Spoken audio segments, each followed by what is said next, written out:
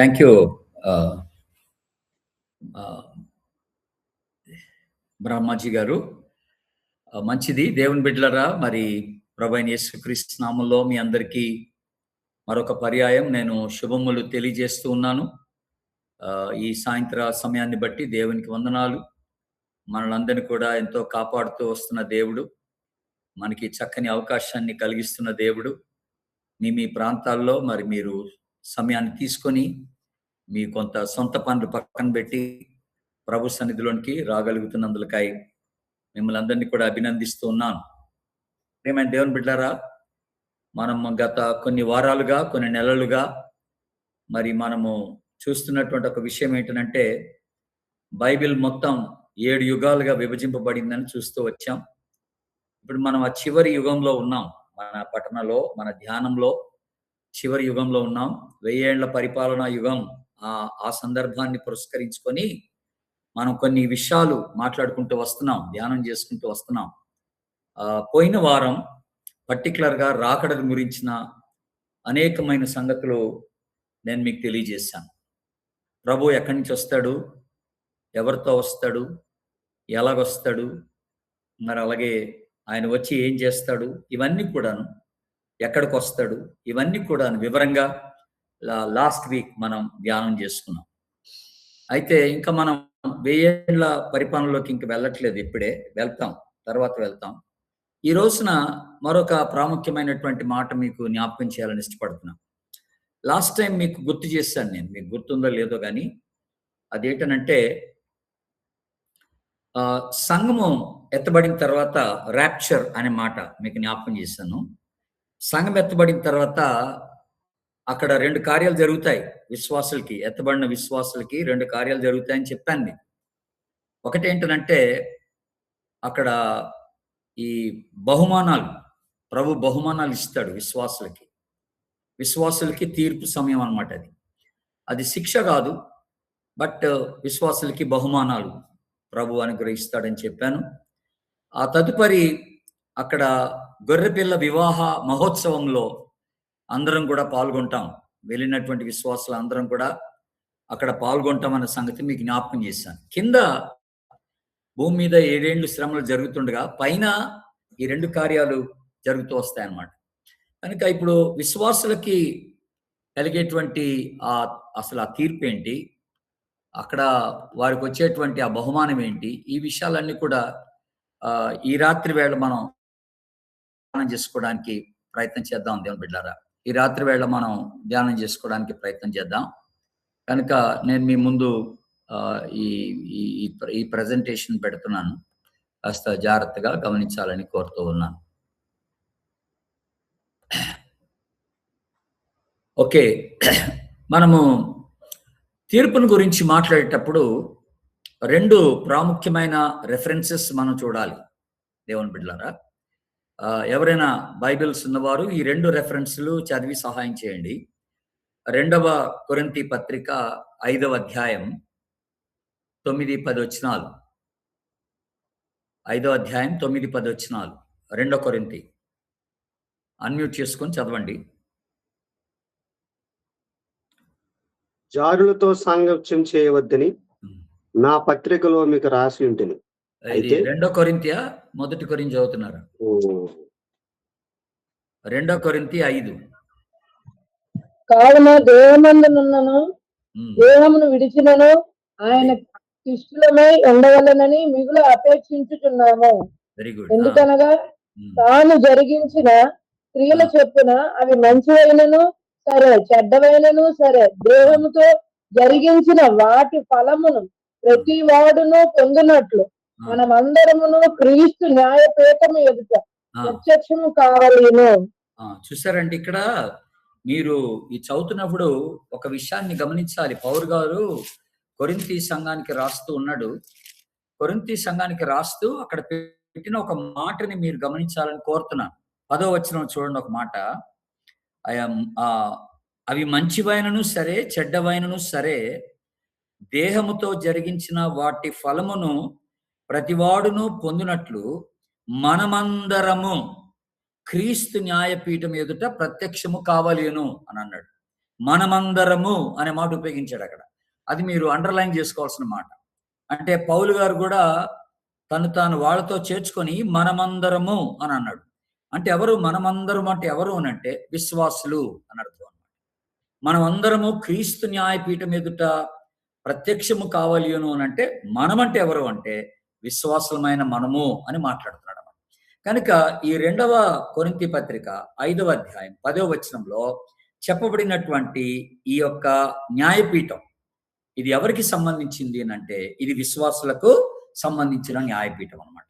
ఇక్కడ విశ్వాసులకు దేవుడు వాళ్ళు జీవించిన జీవిత విధానాన్ని బట్టి విశ్వాసులకు బహుమతులు ఇస్తాడనమాట దేవుడు.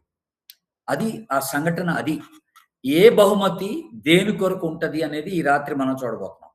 ఈ రాత్రి చూస్తాం. అలాగే మరొక వచనాన్ని మీరు చూడాలని కోరుతున్నాను.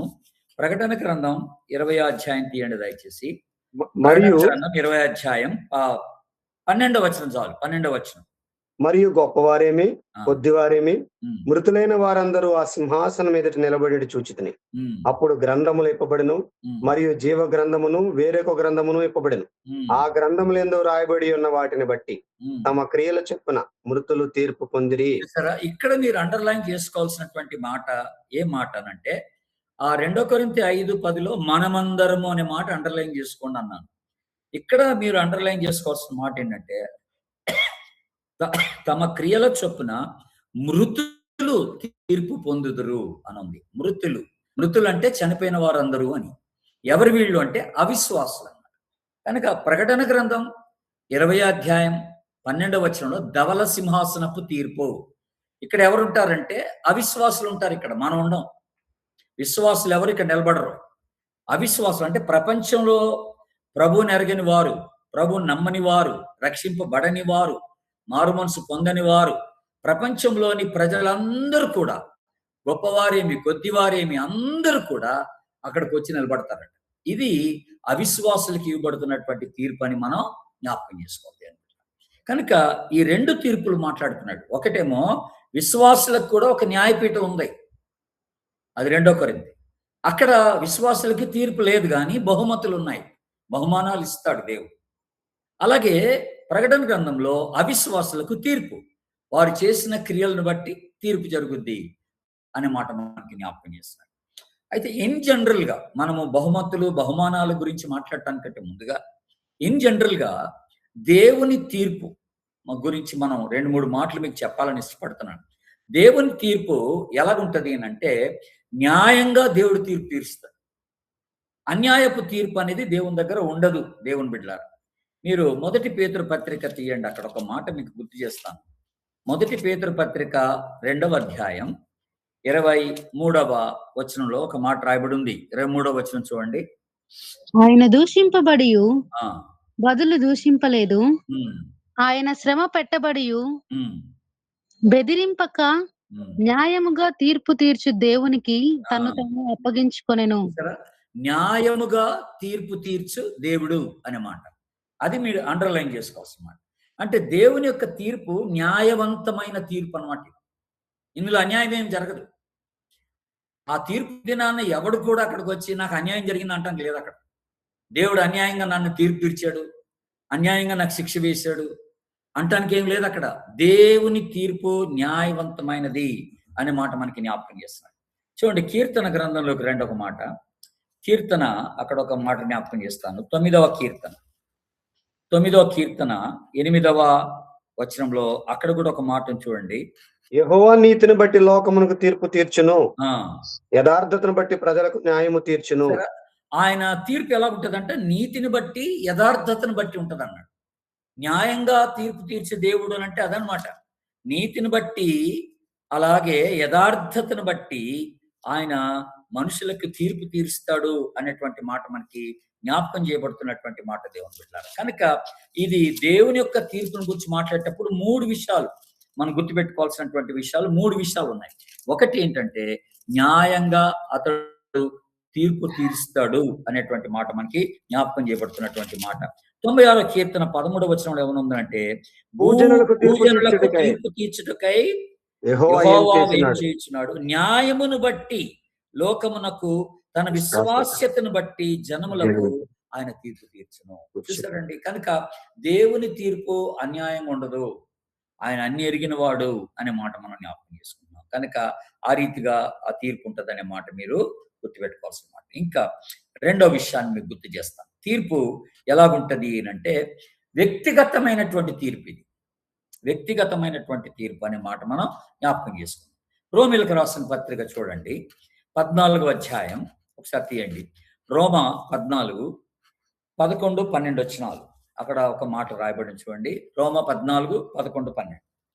నా తోడు ప్రతి మోకాలును నా ఎదుట వంగును, ప్రతి నాలుకయు దేవుని స్తుతించును అని ప్రభువు చెప్పుచున్నాడు అని వ్రాయబడి ఉన్నది గనుక మనలో ప్రతి వాడును తన గురించి దేవునికి లెక్క అప్పగించవలెను. చూసారంటే ఇక్కడ రెండు మాటలు మీరు అండర్లైన్ చేసుకోవాల్సిన మాటలు ఏంటంటే ప్రతివాడును తన్ను గురించి అనే మాట. అంటే ఈ తీర్పు ఎలాంటిదంటే వ్యక్తిగతమైన తీర్పు. గుంపులో గోవింద అన్నట్టుగా ఒక చర్చి వాళ్ళందరూ ఇక్కడ రండి, మీ అందరికి ఒక తీర్పు తీరుస్తాను అని అనడం. లేకపోతే ఒక కుటుంబం వాళ్ళందరూ రండి, మీ అందరికి ఒకే రీతిగా తీర్పు తీరుస్తాను అని అండాడ. అలాగ అనకుండా ఒక్కొక్కరిని పిలుస్తాడట, ఒక్కొక్కరిని పిలిచి ప్రతివానికి తగిన మెప్పు దేవుని వలన కలుగుతాడు. దేవుని బిడ్డలారా, మీరు గమనించాలని కోరుతున్నాను. అక్కడ ఆయన తీర్పు తీర్చి ప్రతివానికి తీర్పు తీరుస్తాడు అనే మాట. ప్రతివాడు తన్ను గురించి దేవునికి లెక్క అప్పచెప్పవలసి ఉన్నది. అదే మాట మనం మత్తయి సువార్తలో చూస్తాం. బల నమ్మకమైన మంచి దాసుడా, ఈ కొద్ది దాంట్లో నువ్వు నమ్మకంగా ఉన్నావు అని అక్కడ ప్రశంసిస్తున్నాడు.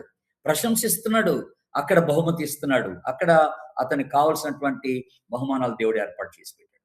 కనుక ఒక్కొక్కరిని పిలుస్తున్నాడు. అక్కడ ఒక్కొక్కరిని పిలిచి ఆయన వారికి వ్యక్తిగతంగా తీర్పు తీర్చే దేవుడిగా ఉంటున్నాడు అన్న సంగతి మనము జ్ఞాపకం చేసుకోవాలి. కనుక దేవుని తీర్పు ఇది వ్యక్తిగతమైనది అనే మాట మనం గుర్తుపెట్టుకోవాల్సినటువంటి మాట. దేవుని బిడ్డలారా, వ్యక్తిగతమైనది అని అన్నప్పుడు ఇది పర్సనల్ అనే మాట. పర్సనల్ అనే మాట మనకి జ్ఞాపకం చేయబడుతున్న మాట. లేకపోతే ఈ జడ్జెస్ ఇండివిజువల్లీ, వ్యక్తిగతంగా ఆయన తీర్పు తీరుస్తాడు అనే మాట మనం జ్ఞాపకం చేసుకుంటాం. మూడవది, దేవుని తీర్పు ఎలాగుంటదంటే ఇది పరిపూర్ణమైనది. అంటే సంపూర్ణంగా దేవుడు తీర్పు. ఇందాక మనకి చూసిన మనం మొదట్లో చదువుకున్న లేఖన భాగంలో మంచివైనను సరే, చెడ్డవైనను సరే, వాటిని బట్టి దేవుడు తీర్పిస్తాడు. మంచి అయితే మంచి, చెడు అయితే చెడు అనే మాట అన్నమాట. కనుక ఒక ముఖస్థుతితో దేవుడు తీర్పు తీర్చాడు. నీ ముఖాన్ని చూసి ఓ ఇడు మనోడా, ఓకే పోన్లే ఇతడు ఫలానోడా అన్నట్టుగా దేవుడు ముఖాన్ని చూసి వాళ్ళకి ఒక రీతిగా తీర్పు తీర్చడం, మరొక వ్యక్తికి మరొక రీతిగా తీర్పు తీర్చడం అనేది ఉండదు దేవుని తీర్పు. ఒక మనిషి మంచి చేస్తే మంచి, చెడు చేస్తే చెడు అని దేవుడు అక్కడ చెప్తాడనే మాట మనం జ్ఞాపకం చేసుకున్నాం. కనుక ఒకవేళ దేవుడు యేసు ప్రభు మనలో మంచి చెడ్డలను వేరు చేస్తే, ఒక మాట ఆలోచన చేద్దాం. మనలో మంచి చెడ్డలను రెండు వేరు చేస్తే, ఈ భూమి మీద మనం జీవించిన జీవిత కాలంలో ఒకవేళ మనం ఒక 60 సంవత్సరాలు బ్రతికితే, ఒక 70 సంవత్సరాలు బ్రతికితే, ఒక 50 సంవత్సరాలు బ్రతికితే, ఈ బ్రతికిన ఈ 50 సంవత్సరాల కాలంలో మంచి పనులు, చెడ్డ పనులు ఈ రెండింటిని దేవుడు వేరు చేస్తే మంచివెన్ని ఉంటాయి, చెడ్డవెన్ని ఉంటాయి? ఆలోచన చేయండి ఒకసారి. మీరు ఎవరికి వాళ్ళమే ఆలోచన చేసుకున్నాం. నాలో దేవుని ఎదుట మంచిది ఏం కనపడుతుంది? ఎన్ని కనపడతాయి? దేవుని ఎదుట చెడువి ఎన్ని కనపడతాయి? విశ్వాసనే కానీ నాలో మంచి పనులు ఎన్ని ఉంటాయి, చెడు పనులు ఎన్ని ఉంటాయి అనే మాట మనం ఆలోచన చేసుకోవాల్సిన మాట. ఇది చాలా గంభీరమైన మాట. ఇది చాలా ప్రాముఖ్యమైన మాట దేవుని బిడ్డల. కనుక అట్లా వేరు చేసి చూసుకుంటే ఈ రోజే మనం అసలు నిజంగా నాలో ఎన్ని మంచి పనులు కనపడుతున్నాయి దేవునికి అని మనల్ని మనం పరీక్షించుకోవడానికి ఒక అవకాశం. చూడండి, 1 కొరింథీ, అందుకనే ఒక మాట రాశాడు అక్కడ 3వ అధ్యాయం. 1 కొరింథీ 3వ అధ్యాయంలో పౌలు గారు చక్కని మాట చెప్పాడు అక్కడ. 10, 11 వచనాలు చూడండి. 10, 11 వచనాలు. 1 కొరింథీ 3. మనకైతే దేవుడు వాటిని తన ఆత్మ వలన బయలుపరిచి ఉన్నాడు. 1 కొరింథీ 3, 10వ వచనం. దేవుడు నాకు అనుగ్రహించిన కృప చొప్పున నేను నేర్పరిన శిల్పకారుని వల్లే పునాది వేసి తిని మరి ఒకనాడు దాని మీద కట్టుచున్నాడు. ప్రతివాడు దాని మీద ఎలా కట్టుచున్నాడో జాగ్రత్తగా చూచుకొనవలెను. ఆ, వేయబడిన తప్ప మరి ఒక పునాది ఎవడును వేయనేరడు. ఆ, ఈ పునాది యేసుక్రీస్తే. ఓకే. ఎవడైనను ఆ, ఎవడైనను ఈ పునాది మీద బంగారము, వెండి, వెలగల రాళ్ళు, కర్ర, గడ్డి, కొయ్య కాలు మొదలైన వాటితో కట్టినెడల ఉమ్, వాని పని కనబడును. ఆ ఉమ్, దినమున దానిని తేటపరచును. అది ఉమ్. అగ్ని చేత బయలుపరచబడును. చాలు, మరియు చాలు. అగ్నియే దాన్ని పరీక్షించును అని అన్నాడు. ఇక్కడ మీరు గమనించండి, ఇక్కడ పౌలు గారు మాట్లాడుతూ నేను ఒక పునాది వేశాను, మీ అందరి జీవితాలకు ఒక పునాది వేసి పెట్టాను, ఆ పునాది యేసు ప్రభువే అని అన్నాడు. ఈ పునాది మీద ఒక విశ్వాసి ఎలా కట్టుకుంటున్నాడో చూసుకోమన్నాడు అనమాట. అది సంగతి. ఇది విశ్వాసాలకు సంబంధించిన మాట. ఈ తీర్పు అంటే ఇక్కడ దేవుడు ఒక విశ్వాసి తన జీవితాన్ని యేసుక్రీస్తు అనే పునాది మీద ఎలా కట్టుకుంటున్నాడు, ప్రభువుని అంగీకరించిన తర్వాత, మారు మనసు పొందిన తర్వాత ఒక విశ్వాసి తన జీవితాన్ని ఎలాగ నిర్మించుకుంటున్నాడు ప్రభులో, అది చాలా ప్రాముఖ్యమైనది అనమాట. అంటూ చెప్తూ ఒక 6 ఇక్కడ మనకి కావలసినటువంటి కొన్ని వస్తువులు చూపించాడు. మనకు 6 వస్తువులు చూపించాడు. బంగారము, వెండి, వెలగల రాళ్ళు, కర్ర, గడ్డి, కొయ్యకాలు. ఈ 6 వస్తువులు అంటే ఈ 6 చేత జీవితాలు కట్టబడతాయట. అంటే వీటన్నిటి వివరణ నా దగ్గర ఉంది, కానీ ఇప్పుడు మనకి టైం లేదు కనుక బంగారం దేనికి సూచన, వెండి దేనికి సూచన, వెలగల రాళ్ళు దేనికి సూచన, ఇవన్నీ ఉన్నాయి నా దగ్గర. ఇప్పుడు అవన్నీ మనం చెప్పుకోవడానికి టైం లేదు, కానీ ఎందుకంటే ఇంకా మనం అసలు పాయింట్లోకి వెళ్ళట్లేదు, తీర్పులోకి ఇంకా వెళ్ళాలి కనుక నేను ఇప్పుడు ఇది ఒట్టిగా బ్రీఫ్గా మీకు జ్ఞాపకం చేస్తాను. మీరు జాగ్రత్త కావాలి. కొంతమంది ఏమో ఈ బంగారంతో కట్టుకుంటారట యేసుక్రీస్తు అనే పునాది మీద, కొంతమంది కర్ర, గడ్డి వాటితో కట్టుకుంటారట దేవుని బిడ్డ.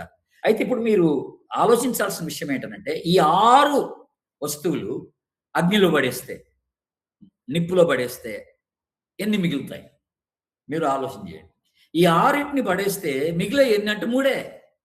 బంగారం మిగిలిపోద్ది, వెండి మిగిలిపోద్ది, వెలగల రాళ్ళు మిగిలిపోతాయి.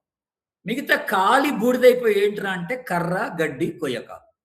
ఈ 3 ఖాళీ బూడిదైపోతాయి, ఇక ఏమి కనపడవు. అంటే దీని అర్థం ఏంటి ఇంతకీ అంటే ఒక విశ్వాసి యేసు ప్రభు మీద తన జీవితాన్ని కట్టుకునేటప్పుడట నిత్యంగా ఉండేటువంటి వాటిపైన కట్టుకోవాలన్నాడు అనమాట. నిత్యమైన వాటి చేత కట్టుకోవాలి, తాత్కాలికమైన వాటి చేత తన జీవితాన్ని కట్టుకోవద్దు అని జ్ఞాపకం చేస్తాను. అట్లా కొద్ది కాలం కనపడి తర్వాత పోయేటువంటి వాటితో నీ జీవితం కట్టబడకూడదు. నిత్యమైనటువంటి ఎప్పటికి ఉండేటువంటి వాటి చేత నీ జీవితం కట్టబడాలని ప్రభు జ్ఞాపకం చేస్తున్నాడు. ఎందుకు ఇక్కడ మనకి చెప్పబడిన మాట ఏంటంటే 13వ వచనంలో అగ్ని పరీక్షిస్తుందట వీటన్నిటిని. మన జీవితాన్ని ఎలా కట్టుకున్నామో అగ్ని నిర్ణయిస్తుందట, అగ్ని నిర్ణయిస్తుందట. ఆ అగ్నికి నిలిచేది ఏదైతే ఉందో అదే నిజంగా మనం మన జీవితానికి ఉపయోగకరంగా కట్టుకున్నట్టు లెక్క అనమాట.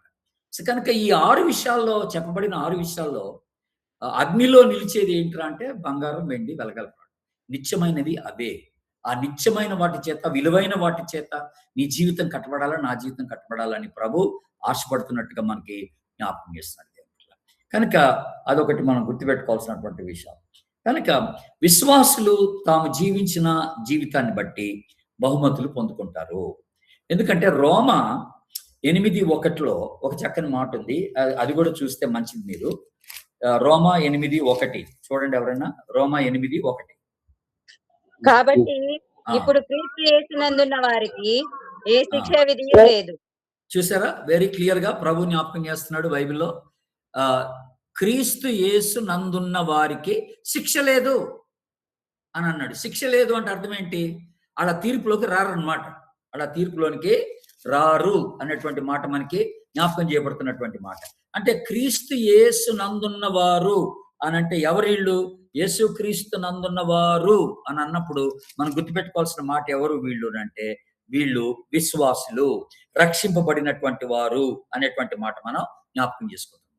అట్లాగే మరొక వచన భాగాన్ని చదవండి. యోహాను సువార్త 5వ అధ్యాయం దయచేసి. యోహాను సువార్త 5వ అధ్యాయం 24వ వచనం. యోహాను సువార్త 5:24 చూడండి. నా మాట విని నన్ను పంపిన వాడు విశ్వాసం ఉంచేవాడు నిత్య జీవం గలవాడు వాడు వాడు తీర్పులోనికి రాక ఆ, మరణములో నుండి జీవంలోకి దాటి ఉన్నాడని మీతో చూసారా నిశ్చయముగా ఎంత బ్యూటిఫుల్ గా చెప్పుచున్నాను. ఎంత క్లియర్ గా ప్రభు జ్ఞాపకం చేస్తున్నాడు. నా యందు విశ్వాసం ఉంచువాడు అంటే రక్షింపబడిన వాడు తీర్పులోనికి రాక వాడట మరణంలో నుండి జీవంలోనికి దాటిపోయాడట. అక్కడ బహుమానాలే విశ్వాసికి, ఎత్తబడిన విశ్వాసికి, ప్రభు చేత ఎత్తబడిన విశ్వాసికి అక్కడ బహుమానాలు ఇవ్వబడతాయి. ఆ బహుమానాలు ఏమిటి అనేది మనం ఈ రాత్రి చూడబోతున్నాం. ఎలాంటి బహుమానాలు, దేని కొరకు ఆ బహుమానం, మనం ఏం చేస్తే అక్కడ బహుమానం పొందుకుంటాం.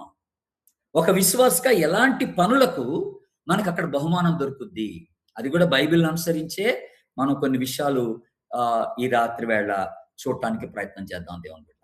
కనుక ఇప్పుడు బహుమానాల గురించి మనం మాట్లాడుకుంటాం. ఒక 5-6 విషయాలు నేను ఈ రాత్రి బహుమానాల గురించి నేను మీకు జ్ఞాపకం చేస్తాను. మొట్టమొదటిగా అన్యాయాన్ని సంతోషంగా అంగీకరించుటను బట్టి బహుమానం.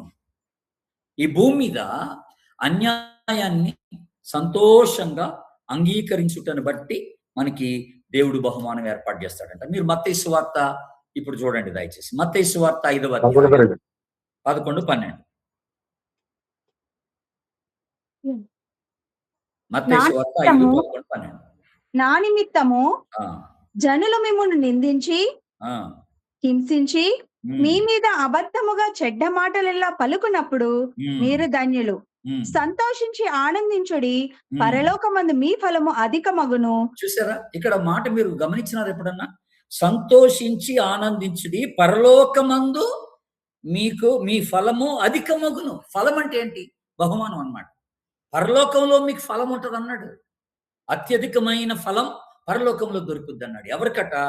ఎవరైతే ఈ నిందకు, అవమానాలకు గురైపోయారో విశ్వాసులుగా, అలాగా నిందకు, అవమానానికి గురైనప్పుడు మారు మాట్లాడకుండా, ఎదురు తిరగకుండా వాటిని భరిస్తూ వచ్చారో అట్టివారికి అన్నమాట. అట్టివారికి విశ్వాసులమైన మనం అండి, మాటకి ప్రతి మాట చెప్పకూడదు. కంటికి కన్ను పంటికి పన్ను అన్నట్టుగా అవతలోడు దూషిస్తే మనం దూషించటం, అవతలోడు తిడితే మనం తిట్టడం, అవతలుడు ఏం చేస్తే మనం అది చేయడం, పగ తీర్చుకోవడం, ఇలాంటివి విశ్వాసికి తగవు. విశ్వాసి అన్ని భరించాలంటున్నాడు. నా నిమిత్తం ప్రజలు మేము నిందించి హింసించి మీ మీద అబద్ధంగా చెడ్డ మాటలు పలుకుతారు, నింద వేస్తారు, లేనిపోని కల్పించి చెప్తారు మీ మీద, మీరు భరించండి అన్నాడు. భరించండి అన్నాడు. అలాగే విశ్వాసి భరిస్తూ వెళ్తే అతడు ఫలం పోగొట్టుకోడు. పరలోకంలో ఫలం డెఫినెట్ గా పొందుకుంటాడు, పరలోకంలో ఫలం పొందుకుంటాడు అనే మాట మనం జ్ఞాపకం చేసుకుంటున్నటువంటి మాట. అట్లాగే ఈ అపోస్తలుడు కూడా మనం 5వ అధ్యాయంలో చూస్తే అపోస్తల కార్యంలో వాళ్ళని కొడతారు. కొట్టి యేసు ప్రభుని గురించి మీరు ఎన్నడూ మాట్లాడకూడదని చెప్పేసి వాళ్ళని అక్కడి నుంచి పంపించేస్తేనట, వాళ్ళు ప్రతిదినం ప్రభు నిమిత్తమై ఈ అవమానము, ఈ దెబ్బలు తిన్నందుకు సంతోషించారంట. వాళ్ళు సంతోషంగా అక్కడి నుంచి వెళ్ళిపోయారంట. దేవుని బిడ్డలారా, విశ్వాసులంగా మన వైఖరి ఈ భూమి మీద అలాగే ఉండాలి. యేసు ప్రభు నమ్ముకున్నందుకు నీకు అవమానం వస్తే సంతోషపడమన్నాడు. యేసు ప్రభుని నమ్ముకున్నందుకు, నువ్వు విశ్వాసం అయినందుకు, మీ ఇంటి వారు నిన్ను హేళన చేస్తే, ఇంటి వారు నిన్ను హింస పెడుతున్నట్లయితే, శ్రమ పెడుతున్నట్లయితే, ఇదంతా కూడా నువ్వు సంతోషంగా అంగీకరించాలి, సంతోషంగా భరించాలి అని ప్రభు జ్ఞాపకం చేస్తాడు. అట్లా భరించే వాళ్ళకట దేవుడు పరలోకమందు బహుమానాన్ని ఏర్పాటు చేస్తాడు. మీ ఫలం అధికమగును అని అన్నాడు. రెండోది ఫలము దేన్ని బట్టి మనకి ఫలం అంటే ఆధ్యాత్మిక క్రమశిక్షణను బట్టి ఫలం ఉంటుంది. ఆధ్యాత్మిక క్రమశిక్షణను బట్టి అంటే విశ్వాసంగా మనం కొన్ని పనులు, మన ఆధ్యాత్మిక మేలు కొరకై చేసే పనులు కొన్ని ఉంటాయి. ఫర్ ఎగ్జాంపుల్ మత్తయి సువార్త 6వ అధ్యాయం చూడండి. అదంతా చదవాల్సిన పని లేదు, కానీ నేను మీకు 1-2 వచనాలు మీకు జ్ఞాపకం చేస్తాను. అవి మాత్రం మీరు చదివితే సరిపోతుందండి. మొదటి వచనం చూడండి. మొదటి వచనం 6వ అధ్యాయం. మనుషులకు కనబడునని వారి ఎదుట మీ నీతి కార్యములు చేయకుండా జాగ్రత్త పడుడి. లేని ఎడల పరలోకమందున్న మీ తండ్రి యొద్ద మీరు ఫలము పొందరు. చూసారా మీరు ఏమన్నాడు? మనుషులకు కనబడవలనని చేయబాకండి అన్నాడు. మీరు చూపించుకోవడానికి ఏదైనా మంచి కార్యాలు చేస్తే మీకు పరలోకంలో ఫలం ఉండదు అన్నాడు. ఇది ఎవరి వైఖరి? చూపించుకునే వైఖరి. ఎవరి వైఖరి అని అంటే ఇది పరిసయ్యుల వైఖరి. వాళ్ళు ధర్మం చేసినా, వాళ్ళు ప్రార్థన చేసినా, నలుగురు చూసేటట్టుగా చేస్తారనమాట. ఫోటోలు తీయించుకుంటారు, ఎవడికో మేలు చేస్తారు, ఎవడికో బట్టలు ఇస్తారు, ఫోటోలు తీయించుకుంటారు. అంటే వాళ్ళ ఫలం ఇక్కడ పొందుకున్నారు అనమాట. ఇంకా వాళ్ళకి అక్కడ ఫలం ఉండదని ప్రభు జ్ఞాపకం చేస్తారు. మీరు ఒకసారి 5వ వచనం చూడండి. 5వ వచనం. మరియు ఆ, మీరు ప్రార్థన చేయనప్పుడు ఆ, వేషధారుల వలె ఉండవద్దు, ఆ, మనుషులకు కనబడవలెనని ఆ, సమాజ మందిరములలోను వీధుల ఆ. మూలలలోను నిలిచి ప్రార్థన చేయుట వారికి ఇష్టము. ఓకే. వారు తమ ఫలము పొంది ఉన్నారని ఆ, నిశ్చయముగా మీతో చెప్పుచున్నాను. చూసారా ఏమన్నాడు ప్రభు, ఏమన్నాడు చూసారండి. కనుక 6వ వచనంలో ఏమనుందంటే, మీరు ప్రార్థన చేసేటప్పుడు మీ గదిలోనికి వెళ్ళి ప్రార్థన చేసుకోండి, అప్పుడు రహస్యమందు చూస్తున్న తండ్రి నీకు ప్రతిఫలం ఇస్తాడన్నాడు. ఈ ప్రతిఫలం ఎక్కడ? పైన పరలోకంలో విశ్వాసులకి బహుమానాలు ఇచ్చేటప్పుడు అన్నమాట ఈ ప్రతిఫలం. అంటే నీ ప్రార్థనా జీవితం వేషధారణతో నలుగురికి చూపించుకోవాలని, నలుగురు చూసి మెచ్చుకోవాలని ప్రార్థన చేస్తున్నావా? లేకపోతే గదిలోకి వెళ్ళి తలుపేసుకొని రహస్యంగా దేవుడు నువ్వు మాత్రమే అలాగా ఒక సంబంధం కలిగి దేవుని సన్నిధిలో నువ్వు కనిపెడుతున్నావా అనేది ముఖ్యం అన్నమాట. ఇది చాలా అవసరం. అట్లాగే మీరు గమనిస్తే దేవుని బిడ్డలారా, 3, 4, 5 వచనాలు 6వ అధ్యాయంలో 3, 4, 5 వచనాలు గమనించండి. నీవైతే ఆ, ధర్మము చేయునప్పుడు ఆ, నీ ధర్మము రహస్యముగా నుండు నిమిత్తము నీ ఆ. కుడి చేయి చేయునది నీ ఎడమ ఆ. చేతికి తెలియక ఉండవలెను. చూసారా? అట్లయితే రహస్యమందు చూచు నీ తండ్రి నీకు ప్రతిఫలం ఇచ్చును. సరే, ధర్మం చేసేటప్పుడు కూడా అందరికి చూపించుకోవడానికి ధర్మం చేయొద్దు అన్నాడు. బోర ఊదించుకోవద్దు అన్నాడు. నీ పేరు 10 మందికి చెప్పించుకోబాక అన్నాడు. అది రహస్యంగా చేసినప్పుడట పరలోకమందు నీకు ఫలం ఉంటది అని అన్నాడు. అది ఎవరు కనపడకుండా నువ్వు గమ్మున నువ్వు ఎవరికి ఎదుటి వ్యక్తికి సహాయం చేయాలనుకున్నావు, సహాయం చేసేయి. 10 మందికి తెలవాలని ఆశపడబాక అన్నాడు అనమాట. అట్లాగే కిందకు వచ్చేయండి.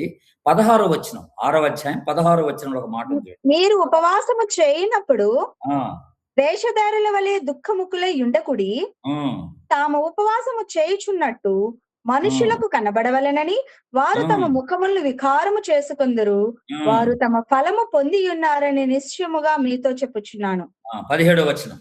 ఉపవాసము చేయుచున్నట్టు మనుషులకు కనబడవలెనని కాక రహస్యమందున్న నీ తండ్రికే కనబడవలెనని నీవు ఉపవాసము చేయనప్పుడు నీ తల అంటుకొని నీ ముఖము కడుగుకొనుము, అప్పుడు రహస్యమందు చూచుచున్న నీ తండ్రి నీకు ప్రతిఫలం ఇచ్చును. చూసారండి, ఈ రహస్యమందు చూచుచున్న నీ తండ్రి నీకు ప్రతిఫలం ఇచ్చును. ఎక్కడా? ఇక్కడ కాదు, పరలోకంలో ప్రతిఫలం. నువ్వు ఉపవాస దినాలు ఎలా గడిపావు? ఆ ఉపవాసం ఉన్నప్పుడు 10 మందికి చెప్పుకున్నావా?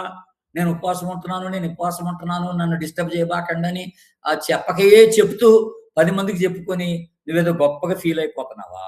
లేకపోతే రహస్యంగా నీ ఆధ్యాత్మిక జీవితాన్ని బలపరచుకోవడానికి నువ్వు ఉపవాసం ఉంటున్నావా అన్నది పాయింట్. కనుక ఇప్పుడు ఈ 6వ అధ్యాయం అంతట్లో మనం చూసింది ఏంటంటే, దేవుడు మనకి ఫలము ఇవ్వడానికి ఇష్టపడుతున్నాడు. దేని కొరకు? రహస్య ప్రార్థనకు, రహస్య ఉపవాసానికి, రహస్య దానానికి దేవుడు ఫలమిస్తాడు. ఆధ్యాత్మిక క్రమశిక్షణ, ప్రార్థనా జీవితం కానీ, వాక్యపు ధ్యానం కానీ, లేకపోతే ఉపవాసం కానీ, ఇవన్నీ కూడా అండి మన ఆధ్యాత్మిక క్రమశిక్షణకు సంబంధించినవి అన్నమాట. ఇది మన ఆధ్యాత్మిక జీవితాన్ని బలపరచుకోవడానికి మనం ఏదేదైతే చేస్తామో ఇవి మనుషులకు కనబడాల్సినటువంటి అవసరత లేదు అని ప్రభు మనకి స్పష్టంగా జ్ఞాపకం చేస్తున్నాడు. ఫలము దేవుని యొద్ద మనం పొందుకుంటామని ప్రభు జ్ఞాపకం చేస్తున్నాడు. ఇక 3వ విషయం, దేని కొరకు మనకి ఫలము అంటే, ఆ పరలోకంలో విశ్వాసులకి దేన్ని బట్టి ఫలం ఇస్తాడంటే దాతృత్వాన్ని బట్టి, జనరాసిటీ అని అంటున్నాం. ఇక్కడ 6వ అధ్యాయంలో ఉన్నారు కనుక 19, 20, 21 వచనాలు చూడండి ఒకసారి. 6వ అధ్యాయంలో, భూమి మీద మీ కొరకు ధనమును కూర్చుకొనవద్దు, ఇక్కడ చిమ్మెటయు తుప్పును తినివేయును, దొంగలు కన్నము వేసి దొంగిలెదరు, పరలోకమందు మీ కొరకు ధనమును కూర్చుకొనుడి, అచ్చట చిమ్మెట అయినను. అక్కడ ఆపేయండి. పరలోకమందు మీ కొరకు ధనము కూర్చుకొనుడి అను అంటే ఏంటండి? నేను పరలోకపు బ్యాంకులో డబ్బు వేసుకోవాలట, పరలోకమందు ధనాన్ని కూర్చుకోవాలన్నాడు, సమకూర్చుకోవాలన్నాడు. ఎలాగది? పరలోకంలో ధనం ఎప్పుడు సమకూర్చబడుతుంది? నా ధనం, నా డబ్బు. అది మనం ఆలోచన చేయాల్సినటువంటి ప్రాముఖ్యమైన విషయం. దేవుని బిడ్డ, మనకి ఈ ఈ మన భారతదేశంలో చాలా మంది భారతదేశంలో కోటీశ్వరులు ఉన్నారు. కోటీశ్వరులు చాలా మంది ఉన్నారు. 100 మంది దాకా కోటీశ్వరులు ఉన్నారు. వాళ్ళలో ప్రధానమైనటువంటి కోటీశ్వరుడు, ఫస్ట్ ర్యాంక్ లో ఉన్న కోటీశ్వరుడు ఎవడంటే ముఖేష్ అంబానీ గారు. ఈ ముఖేష్ అంబానీ గారికి ఉన్న ఆస్తి అంతటా అంట 9,97,500 కోట్లట. మీరు విన్నారు ఈ మాట? 9,97,500 కోట్లు అని అన్నాడు. అన్ని కోట్లు కలిగిన ఆయన చచ్చిపోతే ఒక్క పైస కూడా ఆయనతో తీసుకెళ్ళడు. గుర్తుపెట్టుకోండి, ఒక్క పైస కూడా ఆయన తీసుకుని వెళ్ళడు. మరి ఇప్పుడు ఈ డబ్బంతా ఎక్కడ పోయినట్టు? అది మన పాయింట్ ఇప్పుడు. కనుక ఇప్పుడు మనం మాట్లాడుతుంది ఏంటంటే, ప్రభు ఇక్కడ మనకి జ్ఞాపకం చేస్తుంది అంటే, నీ దాతృత్వం ఏదైతే ఉందో అది ఎలాగ ఉండాలంటే, పరలోకములో నీ ధనము సమకూర్చబడేటట్టుగా ఉండాలన్నాడు. నువ్వు ఎవరికన్నా దేనికన్నా ఒక మంచి ఉద్దేశం కొరకు నువ్వు కానుకిస్తున్నావు, నువ్వు డబ్బులు ఇస్తున్నావు అని అంటే అది పరలోకములో సమకూర్చబడేటట్టుగా ఉండాలన్నాడు. అది ఎప్పుడు పరలోకంలో జమ చేయబడుతుంది? నేను ఇచ్చే డబ్బు ఎవరికి ఇచ్చినా ఎప్పుడు జమ చేయబడుతుంది అంటే, దేవుని బిడ్డలారా కొన్ని విషయాలు మీరు గుర్తుపెట్టుకోవాల్సిన విషయాలు ఉన్నాయి. ఎప్పుడు అది జమ చేయబడుతుంది అంటే, మనము దేవుని రాజ్య విస్తీర్ణత కొరకు ఎప్పుడైతే మన ధనాన్ని వినియోగిస్తామో, ఎప్పుడైతే ఆత్మల సంపాదన కొరకు నీ ఆస్తిని ఖర్చు పెడతావో, ఎప్పుడైతే సువార్త పరిచర్య కొరకు నీ డబ్బుని వినియోగిస్తావో, ఎప్పుడైతే దేవుని సేవకులకి సహాయార్థమై నీ డబ్బుని నువ్వు అందించగలుగుతావో, అప్పుడట అలాంటి డబ్బు అది పరలోకంలో నీ కొరకు జమ చేయబడుతుంది అన్నమాట ప్రభు జ్ఞాపకం చేస్తున్నాడు. దేవుని బిడ్డలారా గమనించండి, ఎంత చక్కని మాట. ఓ చిన్న కథ చెప్తారు దీనికి సంబంధించి. ఓ పెద్ద రాజుగారి దగ్గరట ఓ చిన్న సేవకుడు, దాసుడు పనిచేస్తా ఉన్నాడట. వీళ్ళిద్దరూ వీళ్ళిద్దరూ ఇక్కడ భూమి మీద జీవించారు, పనిచేస్తున్నారు. ఒక రోజున వీళ్ళిద్దరు చనిపోయి పరలోకానికి వెళ్ళిపోతే దేవదూత ఈ రాజుగారిని తీసుకొని వెళ్తున్నాడంట పరలోకం. మంచి ధనవంతుడు కదా. పరలోకంలో దేవదూతను తీసుకొని వెళ్తా ఉంటే అల్లంత దూరాన పెద్ద బంగ్లా కనపడిందట. పెద్ద బంగ్లా మెరిసిపోతా ఉంటే అప్పుడు రాజుగారు అడిగాడంట, ఇది నాదేనా ఆ బంగ్లా? అక్కడికైనా నన్ను తీసుకుపోయేది అని అడిగంట. కాదండి, అది మీది కాదండి అని చెప్పి అది దాటి వెళ్ళిపోయారంట. అది దాటి వెళ్ళిపోతే ఇంకొంచెం దూరం పోగానే ఇంకొక బంగ్లా కనపడిందంట, పెద్ద భవనం. అది నాదా అన్నాడంట. అది కూడా మీది కాదండి అని దాటి వెళ్ళిపోయాడంట. దాటి వెళ్ళిపోయిన తర్వాత తీరా ఓ చిన్నపాటి గుడిసె ఏదో కనపడిందంట. ఓ చిన్న గుడిసె కనపడితే అప్పుడు దేవదూత అక్కడ తీసుకుపోయి అన్నాడంట రాజుగారితో, ఇదే మీరు ఉండాల్సినట్టు చిన్న గుడిసె ఇదే అన్నాడంట. అప్పుడు రాజుగారికి చాలా కోపం వచ్చేసింది. మరి ఆ పెద్ద బంగ్లా ఎవరిది అని అంటే, నీ కింద పనిచేసిన దాసుడు ఉన్నాడు కదా, ఆడిదా బంగ్లా అన్నాడంట. నేను ఒకటి కథ చెప్తున్నాను మీకు అర్థం కావాలని. ఏంటంటే ఇక్కడ పాయింట్ ఏంటనంటే, అప్పుడు దేవదూత అన్నాడంట, నువ్వు పరలోకంలో సమకూర్చుకున్న డబ్బులను బట్టి మేము కట్టగలిగింది ఇదే నీ కొరకు, ఈ గుడిసె. ఆడు నీ దగ్గర పనిచేసిన దాసుడు అతడు పరలోకంలో సమకూర్చుకున్న దాన్ని బట్టి ఇంత పెద్ద బంగ్లా ఆడికి కట్టగలిగామన్నాడు. ఇంత పెద్ద బంగ్లా ఆడికి కట్టగలిగా అంటే వాడు చేసిన ప్రతి సహాయం, వాడు అందించిన ప్రతి కానుక దేని కొరకనంటే దేవుని రాజ్య విస్తీర్ణత కొరకని చెప్పబడుతుంది. గుర్తుపెట్టుకోండి దేవుని బిడ్డారా, మనం కానుకలు వేస్తున్నాం, దేవునికి ఇస్తున్నాం. ఎవరికి ఇస్తున్నాం? దేని కొరకు ఇస్తున్నాం? అది చాలా ముఖ్యం. విశ్వాసంగా మనం ఇచ్చే ప్రతి కానుక పరలోకంలో అది అక్కడ జమ చేయబడాలి. అలాగే జమ చేయబడాలని అంటే నేను దేని కొరకు వాడాలంటే, ఇగో ఇక్కడ చెప్పినటువంటి 4 విషయాలు స్పష్టంగా. దేవుని రాజ్య విస్తీర్ణత కొరకు నీ డబ్బు వినియోగించాలి, ఆత్మల సంపాదన కొరకు నీ డబ్బు వినియోగించాలి, సువార్త పరిచయ కొరకు నీ డబ్బు వినియోగించాలి, దేవుని సేవకుల సహాయార్థమై నీ డబ్బుని వినియోగించాలి. పేదలకి ఇవి కావాలంటే పేదలు కూడా ఇవ్వచ్చు, లేని వాళ్ళు. కొంతమంది పేద స్టూడెంట్స్ ఉంటారు, చదివించు, వాళ్ళకి డబ్బులు ఇచ్చి చదివించు. దేవుడు వాళ్ళకి ఎంతో మేలు చేసినోడు అవుతావు. దాని గురించి నువ్వు బోర ఊహించుకొని అందరికి చెప్పుకొని గొప్పలు చెప్పుకోవాలి. రహస్యంగా ఆ పని చేసే దేవుడు పరలోకంలో నీ కొరకు ధనము సమకూర్చి పెడతాడని జ్ఞాపకం చేసుకుంటున్నాను దేవుని. కనుక ఈరోజు మనం గమనించినట్లయితే చాలా సంఘాల్లో నేను ఏ సంఘాన్ని పర్టికులర్గా నేను నా మనసులో పెట్టుకొని మాట్లాడట్లేదు, కానీ నేను రాష్ట్రం అంతా దేశం అంతా తిరుగుతుంటాను కనుక చాలా సంఘాల్లో ఉన్నటువంటి ఒక ప్రాబ్లం నేను చూస్తున్న ప్రాబ్లం ఏంటంటే, వాళ్ళ యొక్క కానుకలన్నీ కూడా ఆ కానుకలన్నీ కోర్టు కేసులు కనో, పోలీస్ స్టేషన్ల కనో ఇట్టా వినియోగించబడుతున్నాయి. దేవుని సేవ కొరకు కానుకలు వినియోగించబడలేదు, అస్సలు వినియోగించబడలేదు. నేను పోయిన సంవత్సరం ఒక చర్చ్కి వెళ్ళాను. నేను ఊరి పేరు చెప్పను కానీ ఓ చర్చ్కి వెళ్ళాను. ఆ చర్చ్ అంటే చూడటానికి చిన్నగా ఉంటుంది కానీ బాగా ఇస్తారు అక్కడ జనం. ఆ పాస్టర్ గారు విచారకరంగా నాతో చెప్పిన ఒక మాట ఏంటంటే, అయ్యగారు మా చర్చిలో వచ్చిన కానుకలు మొత్తం బ్యాంకులో జమ చేసి పెట్టారు మా కమిటీ మెంబర్లు. ఆ జమ చేసిన డబ్బు ఎంత ఉందంటే 3 కోట్లు ఉందన్నమాట. ఎక్కడ ఉందట? ఇక్కడ బ్యాంకులో పెట్టి కూర్చున్నారు. 3 కోట్లు జమ చేసి పెట్టుకున్నారు అక్కడ. దేనికి వాడట్లేదు. ఒక ఉద్యోగం పెట్టరు, ఒక సేవకునికి సహాయపడరు, ఒక మిషనరీకి సపోర్ట్ ఇవ్వరు, ఒక గ్రామానికి వెళ్ళి పరిచయం చేయరు, సో ఒక ఆత్మ రక్షణకు అర్థమై ఏవి వాడరు. ఇదన్నమాట వాళ్ళు చేసే పని. ఏం చేయకుండా అట్టాగా బ్యాంకులో పెట్టుకున్నారు. ఎందుకో తెలుసా అండి? ఒక కమిటీ వారు ఆ డబ్బుని దేనికన్నా వాడదామనంటే ఇంతకు ముందున్న కమిటీ వాళ్ళు ఒప్పుకోరట. వీడికి ఏదో పేరు వచ్చేస్తుందని వాళ్ళు పని చేయనీరట, దాన్ని వాడనీరట. అట్ట మురిగిపోతున్నాను. 3 కోట్ల డబ్బు అలాగా మురిగిపోతుంది అనమాట. ఏం లాభం? ప్రజలు కానుకలు ఇస్తున్నారు, ఏమి ఎక్కడ అది వినియోగపడుతున్నట్టుగా లేదు దేవుని బిడ్డలారా. కనుక జాగ్రత్తగా ఉండాలి. మన డబ్బుని దేని కొరకు వినియోగిస్తున్నాం, అది మనకి రేపు ప్రతిఫలాన్ని ఇచ్చేది పరలోకంలో అదే అన్నమాట మనం గమనిస్తాం. 4వదిగా ఆతిథ్యాన్ని గురించి ప్రభు మాట్లాడాడు. ఆతిథ్యం కూడా చాలా ఇంపార్టెంట్ మాట దేవుని బిడ్డలారా. బైబిల్లో ఉన్నది. మీరు ఒకసారి సామెతల గ్రంథం చూడండి, 19వ అధ్యాయం. సామెతల గ్రంథం 19వ అధ్యాయం 17వ వచనాన్ని గమనించండి ఒకసారి. 19వ అధ్యాయం 17వ వచనం. బీదలను కనికరించువాడు యెహోవాకు అప్పిచ్చువాడు, వాని ఉపకారమునకు ఆయన ప్రత్యుపకారము చేయును. చూసారా?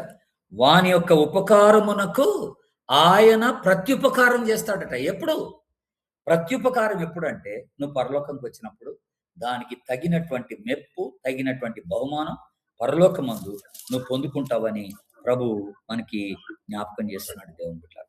కనుక ఎప్పుడైనా పేదలు మొరపెట్టినప్పుడు, దరిద్రులు మొరపెట్టినప్పుడు మనం వినాలి. దరిద్రుల మొర వెనక చెవి మోసుకునేవాడు తాను మొరపెట్టినప్పుడు అంగీకరింపబడదు. చూసారా? వాళ్ళ పేదలకి సహాయం చేయాలి మనం. ఆతిథ్యం ఇవ్వడం అంటే అదనమాట. లేని వారికి ఇవ్వడం నేర్చుకోవాలి మనం దేవుని బిడ్డ. లేని వారికి ఇవ్వడం నేర్చుకోవాలి. లూకా సువార్త 12వ అధ్యాయం 33వ వచనంలో ఉంది. 12:33. లూకా సువార్త 12:33 చూడండి.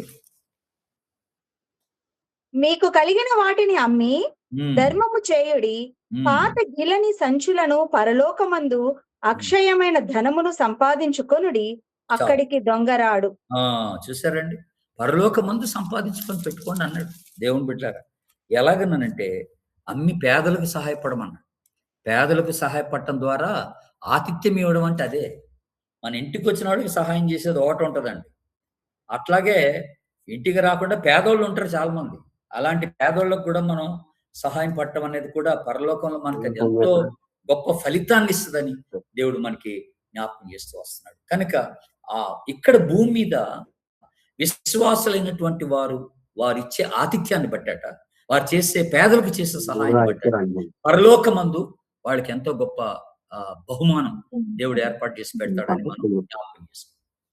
ఇప్పుడు 5వ విషయాన్ని చూద్దాం. 5వ విషయం దేనికి బహుమానం అనంటే ప్రేమించలేని వారిని ప్రేమించుట ద్వారా బహుమానం పొందుతుంది.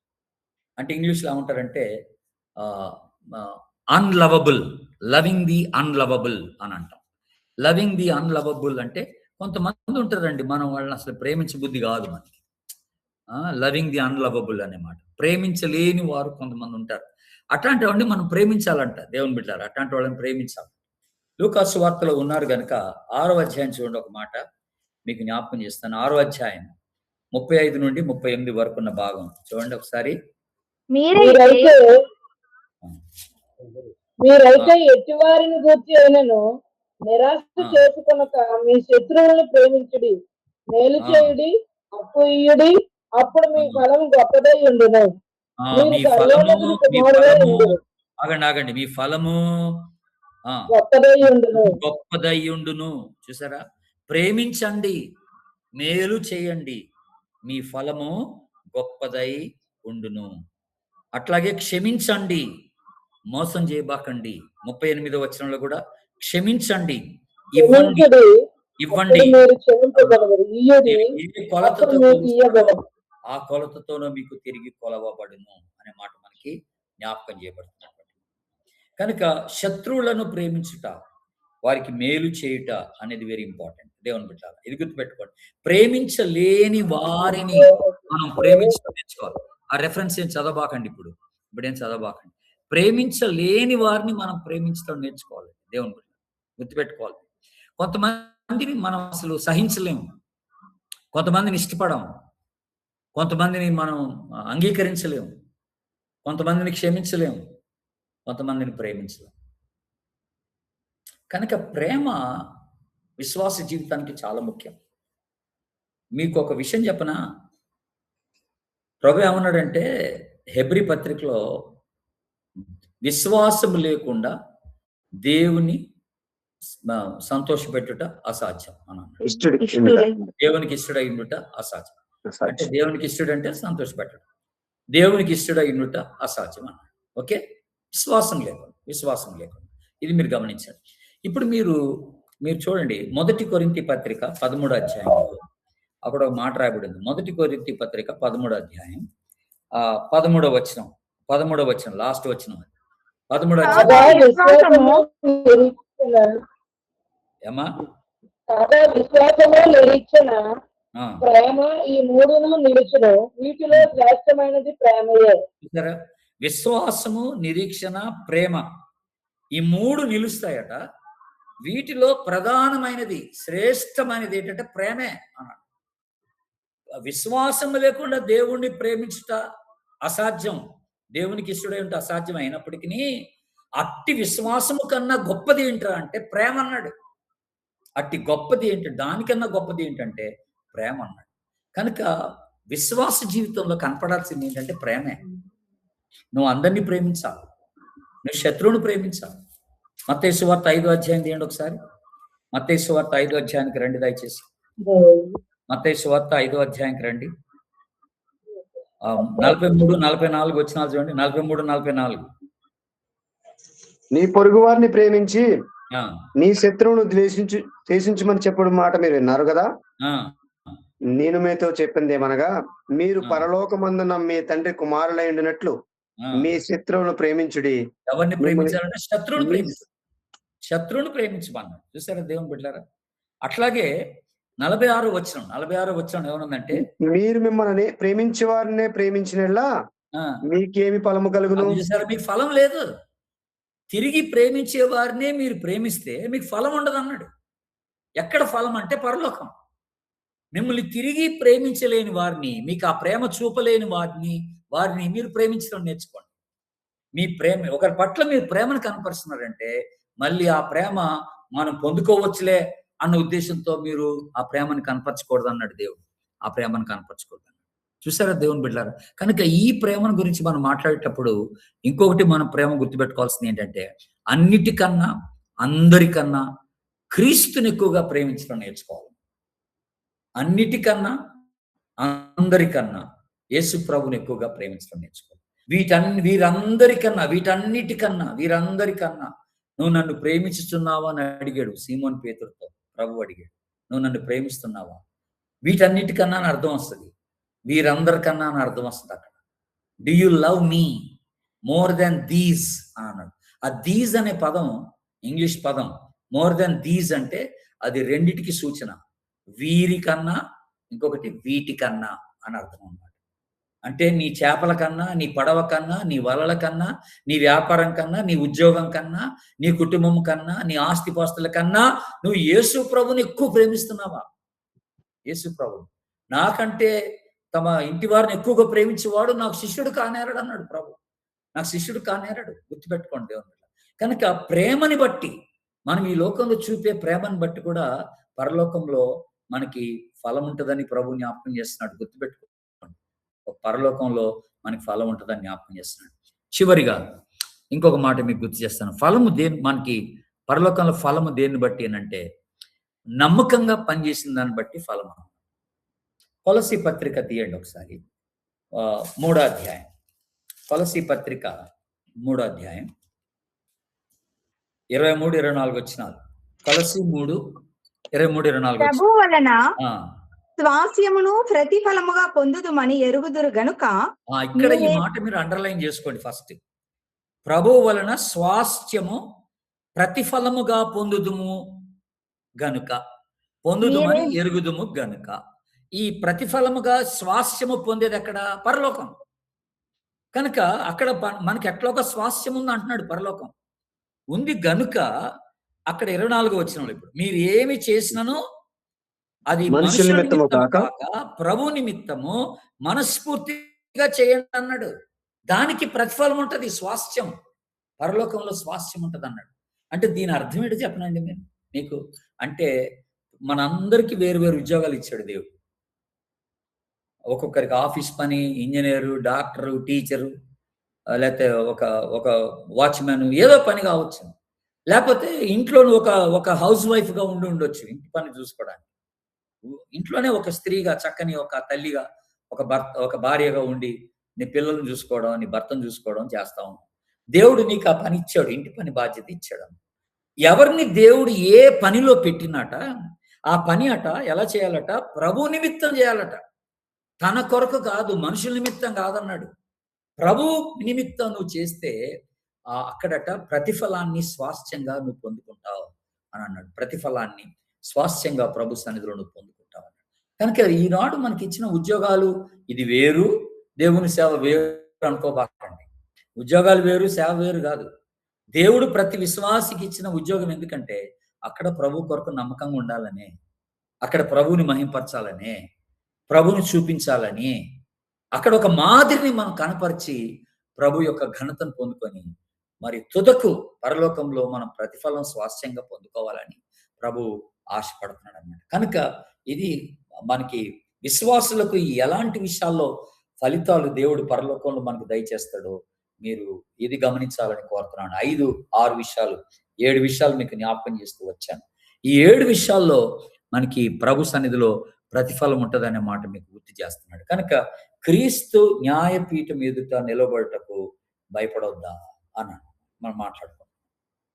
అంటే 2 కొరింథీ 5:10లో మనం చూసినట్టుగా మనమందరము క్రీస్తు న్యాయపీఠం ఎదుట నిలబడవలసి ఉన్నది. అవి మంచివైనను సరే, చెడ్డవైనను సరే అని మాట్లాడు. క్రీస్తు అనే పునాది మీద ఒక్కొక్కడు ఎలాగ కట్టుకుంటున్నాడో జాగ్రత్తగా చూసుకోండి అనే మాటలు మనకి జ్ఞాపకం చేస్తూ వచ్చాడు. కనుక వీటిని బట్టి విశ్వాసులకు ఫలం ఉంటుందనే మాట మనం జ్ఞాపకం చేసుకున్నాం. కనుక గుర్తుపెట్టుకోండి, విశ్వాసులకి తీర్పు అనేది ఆ శిక్ష కొరకు కాదండి. మనందరం న్యాయపీఠం మీద నిలబడతాం కానీ ఆ రోజున బహుమతుల కొరకే నిలబడతాం. అందరూ చూస్తుండగా దేవుడు బహుమతులు ఇస్తాడు. వ్యక్తిగతమైనటువంటి తీర్పు ఉంటుంది. అది నాకు తెలిసిన వాళ్ళందరూ నా ఎదుటింటే ఎలాగుంటుంది అప్పుడు? నేను ఏం చేయలేదు అనుకోండి, కేవలం రక్షింపడ్డాను, మరి అక్కడ ఫలితం పొందుకోవటానికి నేనేం చేయలేకపోయాను అనుకోండి, ఎంత సిగ్గు, ఎంత అవమానం మనకి. అది అందరూ బహుమతులు పొందుకుంటా ఉంటే మనం ఏ బహుమతి లేకుండా అక్కడ నిలబడిపోతాం. నువ్వు కూడా పరలోకం ఉంటావు, ఏం లాభం? నీకు ఏ బహుమతి ఉండదన్నమాట, అక్కడ నిలబడిపోతావు. కనుక దేవుని ఎదుట మనం బహుమానం పొందుకునే విధంగా మన జీవితాలు ఈ భూమి మీద కట్టబడాలి. మన జీవితాలు ఈ భూమి మీద కట్టబడాలి. క్రీస్తు అనే బండపైన మనం కట్టుకోవాలని ప్రభు జ్ఞాపకం చేస్తున్నాడు. అట్టి కృప పరిశుద్ధాత్మ దేవుడు మనందరికీ దయచేయును గాక.